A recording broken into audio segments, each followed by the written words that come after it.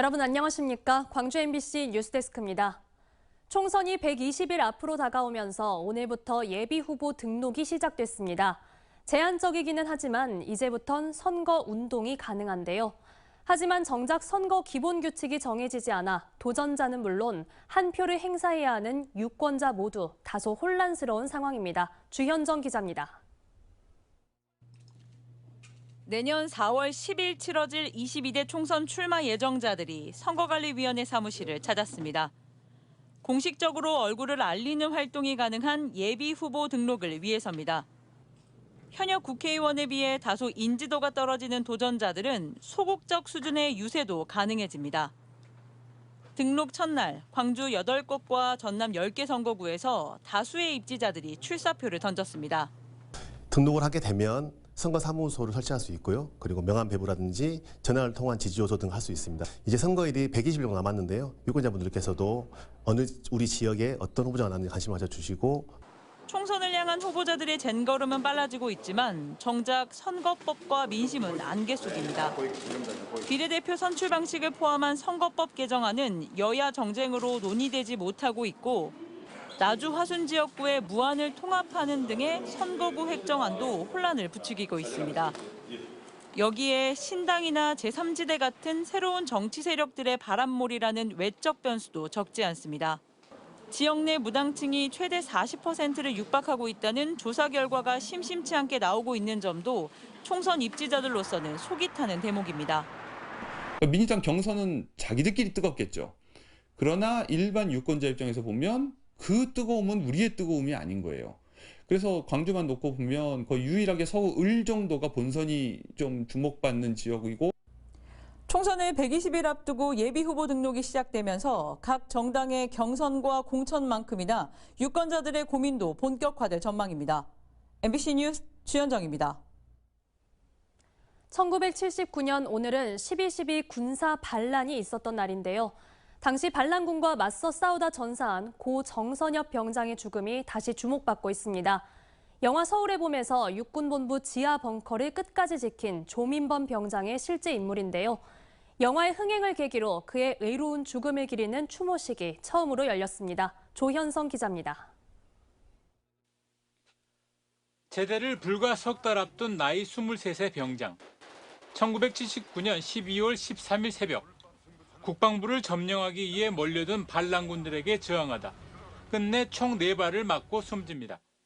광주 동신고를 졸업하고 조선대 전자공학과에 다니던 중 입대를 했던 고 정선엽 병장.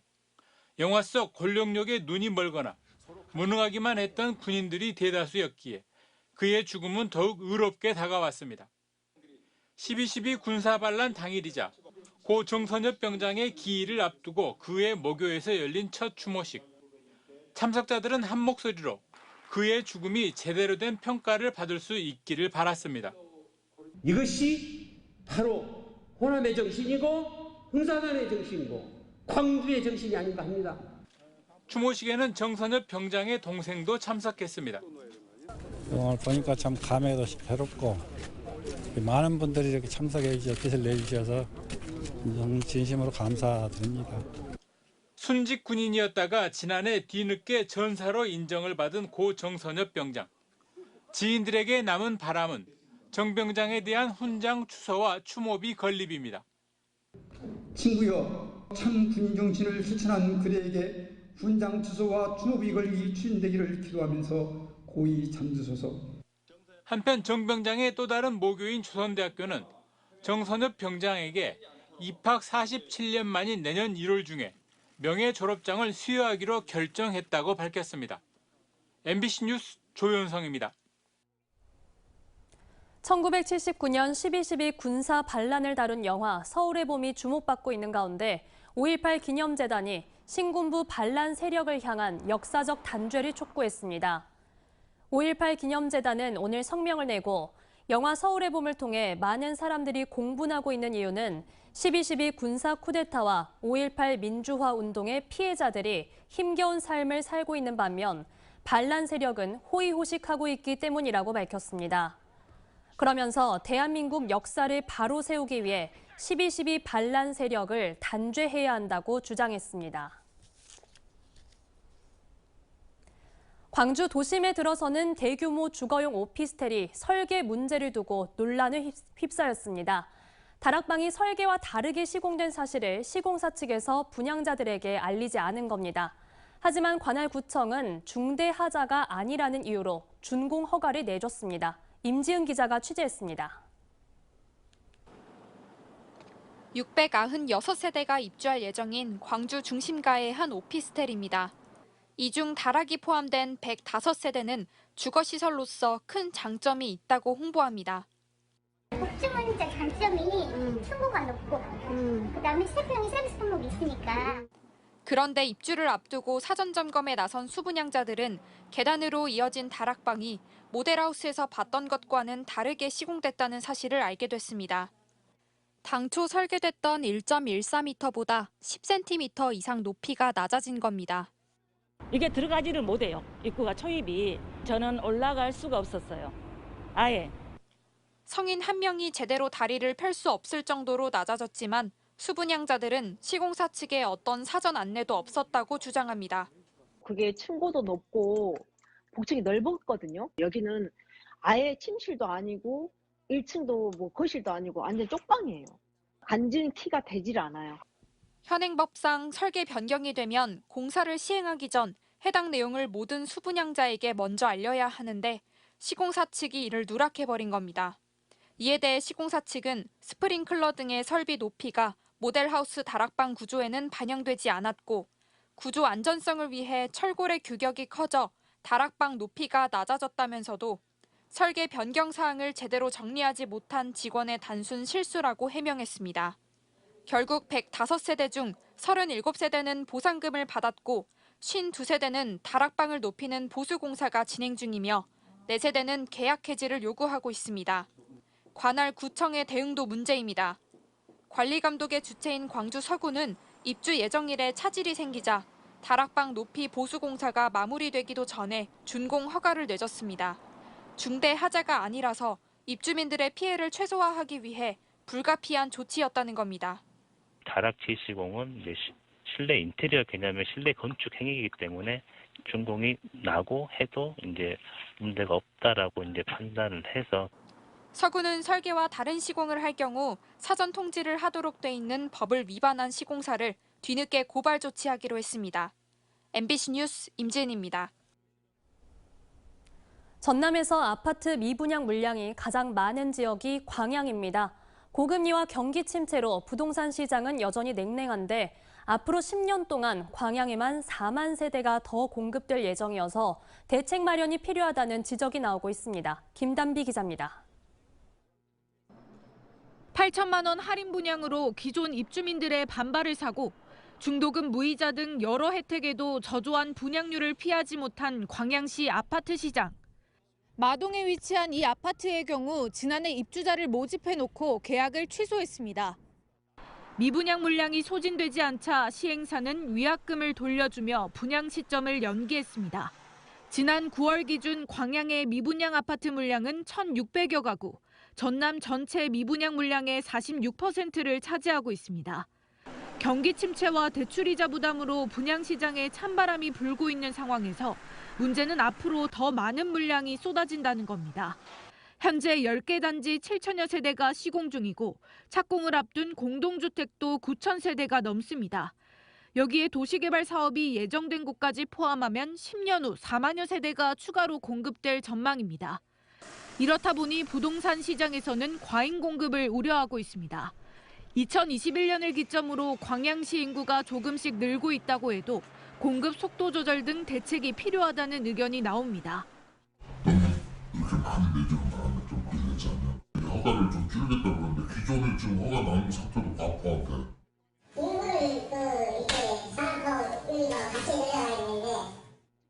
광양시는 과잉 공급을 우려하기에는 섣부르다는 입장입니다. 공동주택 사업은 10년 후를 내다보는 것이기 때문에 수요가 생긴 다음 공급하면 대처가 늦다고 설명했습니다. 적게 추진하지 못하면 저희 광양시 과거처럼 인접지역에 인구를 내줄 수밖에 없는 실정으로 대신 이미 사업계획 승인을 득한 공동주택은 착공 시기를 조절하고 신규 공급 대신 재건축이나 재개발을 유도하겠다고 밝혔습니다. MBC 뉴스 김단비입니다. 전 세계의 발달장애 작가들의 작품을 한자리에 모은 전시가 나주에서 열렸습니다. 발달장애란 나이에 맞는 지능과 운동 능력이 발달하지 않은 상태를 말하는데요. 발달장애 작가들의 작품이 우리 사회에 어떤 메시지를 전하는지 김초롱 기자가 다녀왔습니다. 작고 파란 물고기들이 때를 이뤄 일제히 시계 반대 방향으로 돕니다. 물고기들이 등장하는 어딘지 모를 시작점은 태초의 순간일지도 모릅니다. 검푸른 색이 뒤엉켜 신비감마저 드는 추성화도 있습니다. 모두 발달장애 작가들이 그린 그림입니다. 너무나 상상력이 풍부하고 또 색감도 좋고요. 너무 화려하고 또 굉장히 또 감각적으로 즐거움을 많이 주는 것 같습니다. 나주에서 열린 2023 아트파라 세계인권예술 전시회는 전 세계 11개국의 작가들이 참여해 170여 개 작품을 선보이고 있습니다. 아트파라는 예술을 의미하는 아트와 장애인 올림픽인 패럴림픽의 앞글자 파라를 합친 용어입니다. 전시회에선 발달장애인의 작품이 담긴 동화책도 찾아볼 수 있습니다. 30년 이상 발달장애인을 그려온 김근태 작가는 이들의 작품이 계산적으로 변해버린 이 사회에 깨달음을 준다고 말합니다. 아주 맑아요. 아주 때가 묻지 않아서요. 뭐냐면 기구가 하나도 없어요. 그것이 원래 자연에 있는 그 모습을 그대로 표현하고 있는 거예요. 다시 우리가 태어났던 것을 회복을 할 수가 있다. 이번 전시는 13일까지 나주정미소에서 15일까지 나주문화예술회관에서 각각 열립니다. 내년도 파리 패럴림픽과 강원 동계청소년 올림픽에서도 같은 전시가 선보일 예정입니다. MBC 뉴스 김초롱입니다.